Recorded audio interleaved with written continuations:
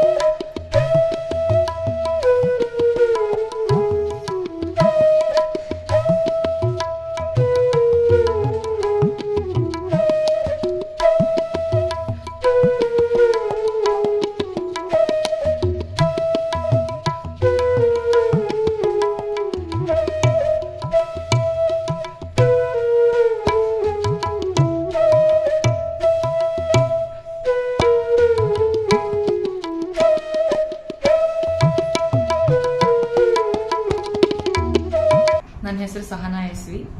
Okay, ಇದು ಎಷ್ಟು ವರ್ಷದಿಂದ ಪೇಂಟಿಂಗ್ ಮಾಡ್ತಾ ಇರೋದು? ನಾನು ಚಿಕ್ಕ ವಯಸ್ಸಿಂದನೂ ಪೇಂಟಿಂಗ್ ಮಾಡ್ಕೊಂಡು ಬಂದಿದ್ದೀನಿ. ಪ್ರೊಫೆಷನಲ್ ಆಗಿ ನಾನು 10th ಆದ ತಕ್ಷಣ ಆವಾಗ ಅಲ್ಲಿ ನಾನು ಸೇರ್ಕೊಂಡಾಗಿಂದನೂ ಪೇಂಟಿಂಗ್ನ ಒಂದು ಪ್ರೊಫೆಷನ್ ಆಗಿ ತುಂಬ. ಇಲ್ಲಿವರೆಗೂ ಎಷ್ಟು ಪೇಂಟಿಂಗ್ಗಳನ್ನು ಮಾಡಿದ್ದಾರೆ? ತುಂಬ ಪೇಂಟಿಂಗ್ ಆ ರೀತಿ ಲೆಕ್ಕ ಆ ರೀತಿ ಇಡಲ್ಲ, ಬಿಕಾಸ್ ಡೈಲಿ ಒಂದೊಂದು ಮಾಡ್ತಾ ಇರ್ತೀನಿ. ಸ್ಕೆಚಸ್ ಆಗಿರ್ಬೋದು, ಪೇಂಟಿಂಗ್ ತುಂಬಾನೇ ಮಾಡೋದ್ರಿಂದ ಲೆಕ್ಕ ಇಟ್ಟಿಲ್ಲ, ತುಂಬಾನೇ ಮಾಡಿ. ಮತ್ತೆ ಇದು ದೇವಸ್ಥಾನಗಳಿಗೆ ಪೇಂಟಿಂಗ್ ಮಾಡಿದ್ದೀರಾ ಅಂತ ಕೇಳ್ಪಟ್ಟೆ. ಯಾವ್ಯಾವ ದೇವಸ್ಥಾನಕ್ಕೆ ಪೇಂಟಿಂಗ್ ಮಾಡಿಲ್ಲ, ಆದ್ರೆ ನಾನು ಕಾವದಲ್ಲಿ 5 ವರ್ಷ ಕೋರ್ಸ್ ಡಿಗ್ರಿ ಮುಗಿಸಿ ಮಾಸ್ಟರ್ ಡಿಗ್ರಿ CKPL ಆಯ್ತು ಬೆಂಗಳೂರು. ಮಾಸ್ಟರ್ ಡಿಗ್ರಿ ಆದ್ಮೇಲೆ ಲಕ್ನೋಲ್ಲಿ 6 ಮಂತ್ಸ್ ಒಂದು ಕನ್ಸರ್ವೇಷನ್ ಕೋರ್ಸ್ ಇದೆ NRLCಲಿ. ಆ ಕೋರ್ಸ್ ನ ಮುಗಿಸಿದ ಮೇಲೆ ನನಗೆ ಶ್ವೇತವರ ಸ್ವಾಮಿ ದೇವಸ್ಥಾನದಲ್ಲಿ ಏನು ವಾಲ್ ಪೇಂಟಿಂಗ್ ಇದೆ ಆ ಮ್ಯೂರಲ್ ಕನ್ಸರ್ವೇಷನ್ ಮಾಡುವಂತ ಒಂದು ಪ್ರಾಜೆಕ್ಟ್ ಇಂಟರ್ನ್ ಆಗಿ ಒಂದು ಅವಕಾಶ ಸಿಗುತ್ತೆ. ಅಲ್ಲಿ ನಾನು 6.5 ತಿಂಗಳಷ್ಟು ಅಲ್ಲಿ ಸೇವೆ ಸಲ್ಲಿಸಿದ್ದೀನಿ. ಯಾವ ರೀತಿ ಅಂತಂದ್ರೆ ಅಲ್ಲಿ ಏನೋ ಪೇಂಟಿಂಗ್ ಮೇಲೆ ಕೊಳೆ ಇರುತ್ತೆ, ಅದನ್ನ ಕ್ಲೀನ್ ಮಾಡೋದಿರ್ಬೋದು, ಜೊತೆಗೆ ಎಲ್ಲೆಲ್ಲಿ ಪೇಂಟಿಂಗು ಚಿಪ್ ಆಗಿ ಹೊರಟೋಗಿರುತ್ತೆ, ಖಾಲಿ ಇರುವಂತ ಜಾಗಕ್ಕೆ ಫಿಲ್ಲಿಂಗ್ ಇರ್ಬೋದು, ಈ ಕಾರ್ಯನ ಮಾಡಿದ್ದೀನಿ. ಸೊ ರೀಟಚ್ ಅದನ್ನೆಲ್ಲ ಮಾಡಬೇಕು. ಪ್ರಾಜೆಕ್ಟ್ ನಿಂತಿದ್ರಿಂದ ಅದು ಏನೋ ಮಾಡೋಕ್ಕಾಗಲಿಲ್ಲ. ಬಟ್ ಇವಾಗ ಮತ್ತೆ ಪ್ರಾಜೆಕ್ಟ್ ಸ್ಟಾರ್ಟ್ ಆಗಿರೋದ್ರಿಂದ ಅದು ಕಂಟಿನ್ಯೂ ಆಗುತ್ತೆ. ಓಕೆ, ಮತ್ತೆ ಯಾವ್ಯಾವ ಥರದ ಪೇಂಟಿಂಗ್ದು ಡ್ರಾಯಿಂಗ್ದು ಮಾಡ್ತೀರಾ?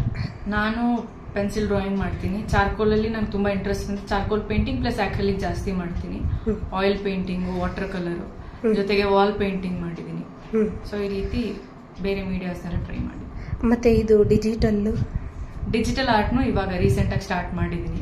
ನಾನು ಟ್ಯಾಟೂಯಿಂಗ್ ನ ಕಲ್ತಿರೋದ್ರಿಂದ ನಾನು iPad ನ ಅವಾಗ ಯೂಸ್ ಮಾಡಕ್ಕೆ ಸ್ಟಾರ್ಟ್ ಮಾಡಿದ್ದು, ಪ್ರೊಕ್ರಿಯೇಟ್ ಸಾಫ್ಟ್ವೇರ್ನೆಲ್ಲೂ.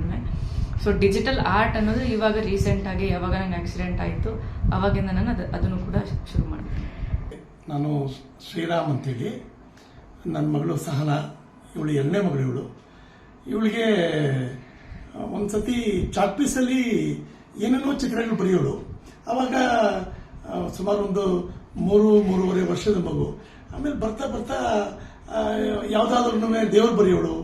ಅವಾಗ ನನ್ಗೆ ಅನ್ನಿಸ್ತು, ಇವಳ ಕೈಲಿ ಏನಾದ್ರೂ ಒಂದು ಕಲೆ ಇದೆ, ಇವಳಿಗೆ ಬಹುಶಃ ಇದರಲ್ಲೇ ಅವಳನ್ನ ಮುಂದುವರಿಸಬೇಕು, ಬೆಳೆಸಬೇಕು ಅಂತೇಳಿ ಒಂದ್ಸತಿ ಏನ್ ಮಾಡಿದೆ, ನಾನು ಸೆಕೆಂಡ್ ಶಿಫ್ಟ್, ನಾನು JKTS ಅಲ್ಲಿ ಎಂಪ್ಲಾಯಿ, ಸೆಕೆಂಡ್ ಶಿಫ್ಟ್ ಡ್ಯೂಟಿ ಮುಗಿಸಿ ರಾತ್ರಿ 11:15 ಬಂದಾಗ ಇವಳು ಶಿವನ್ ಬರ್ದಿದ್ದು ಕಡಪ ಕಲ್ ಮೇಲೆ. ಅವಾಗ ನನಗೆ ಈ ಮಗುನಲ್ಲಿ ಏನೋ ಒಂದಿದೆ, ಇದಕ್ಕೆ ಬೆಳಕಿಗೆ ತರಬೇಕು, ಇದನ್ನ ಬೆಳೆಸಬೇಕು, ನಮ್ಮ ಕಲೆನ ಪ್ರೋತ್ಸಾಹ ಕೊಡಬೇಕು ಅಂತೇಳಿ ಅವತ್ತೇ ನಿರ್ಧಾರ ಮಾಡಿ ಇವಳಿಗೆ ಈ ನಿಟ್ಟಿನಲ್ಲೇ ತಗೊಂಡು ಬಂದೆ.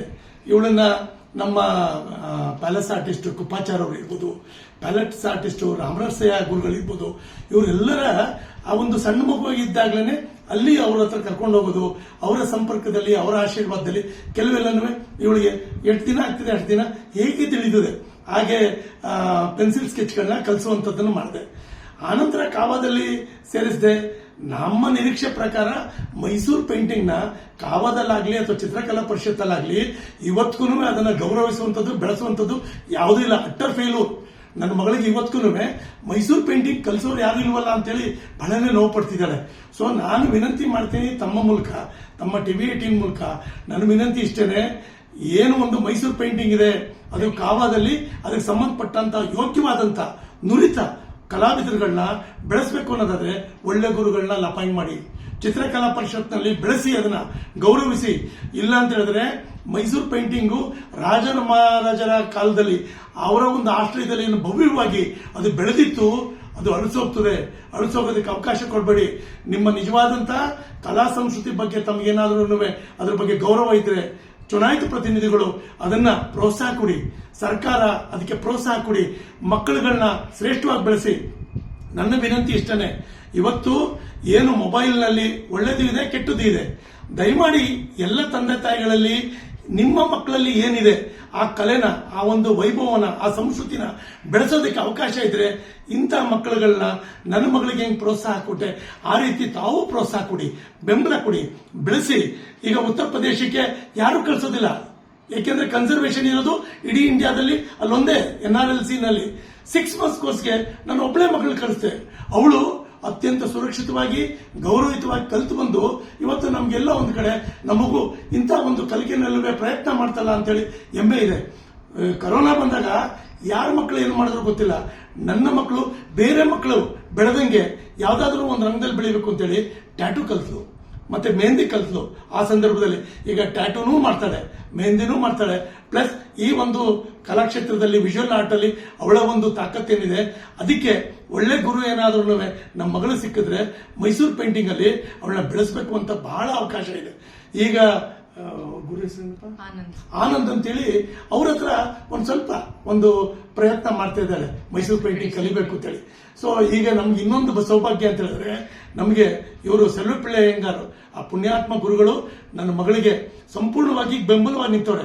ನೀನ್ ಮಾಡಮ್ಮ, ನಿನ್ಗೆ ಯಾವ ತರ ಬೇಕು ಎಲ್ಲಾ ತರ ನಮ್ಮ ಪೌರಾಣಿಕವಾಗಿ ಶಾಸ್ತ್ರೀಯವಾಗಿ ಎಲ್ಲರೂ ಬೆಂಬಲಿಸ್ತೀನಿ ಅಂತೇಳಿ ಆ ಪುಣ್ಯಾತ್ಮರು ಸಿಕ್ಕಿದರೆ. ಅಂತ ಒಬ್ಬೊಬ್ರು ಗುರುಗಳು ನನ್ನ ಮಗಳಿಗೆ ಎಲ್ಲ ಈ ತರ ಕಲಾವಿದರಿಗೆ ಎಲ್ಲ ಮಕ್ಕಳಿಗೂ ಸಿಗುವಂತದ್ದಾಗ್ಲಿ, ಈ ಕಲಾ ವೈಭವ ಇನ್ನೂ ನಮ್ಮ ಒಂದು ಈ ತಪೋಭೂಮಿನಲ್ಲಿ, ಈ ಪುಣ್ಯ ಭೂಮಿನಲ್ಲಿ ಸಾವಿರಾರು ವರ್ಷ ಅದು ಅಜರಾಮರವಾಗಿರಲಿ ಅಂತೇಳಿ ನಾನು ತಮ್ಮ ಮೂಲಕ ವಿನಂತಿ ಮಾಡ್ತೀನಿ. ಎಲ್ಲ ತಂದೆ ತಾಯಿನೂ ತಮ್ಮ ಮಕ್ಕಳಿಗೆ ಎಲ್ಲೋ ಒಂದು ಕಡೆ ಬರೀ ಮೊಬೈಲ್ನಲ್ಲಿ ಬೇಡದೇ ಇರುವಂತದ್ದನ್ನ ಅವ್ರಿಗೆ ಎಂಟರ್ಟೈನ್ಮೆಂಟ್ಗೆ ಪೂರಕ್ ಬಿಟ್ಟು ನೀವು ಬೇರೆ ಬೇರೆ ಇದರಲ್ಲಿ ನಿರತರಾಗಬೇಡಿ. ಮಕ್ಕಳ ಜೊತೆ ಒಳಗಡೆ ಅವ್ರಿಗೇನೋ ಒಂದು ಇರ್ತದೆ, ಒಬ್ಬೊಬ್ಬರಿಗೂ ಒಂದೊಂದು ಒಳ್ಳೆ ಗುಣಗಳಿರ್ತದೆ, ಒಳ್ಳೆ ಕಲಿಕೆ ಇರ್ತದೆ. ಅದಕ್ಕೆ ಪ್ರೋತ್ಸಾಹ ಕೊಡಿ ಅಂತೇಳಿ ಈ ಮೂಲಕ ವಿನಂತಿ ಮಾಡ್ತೀನಿ.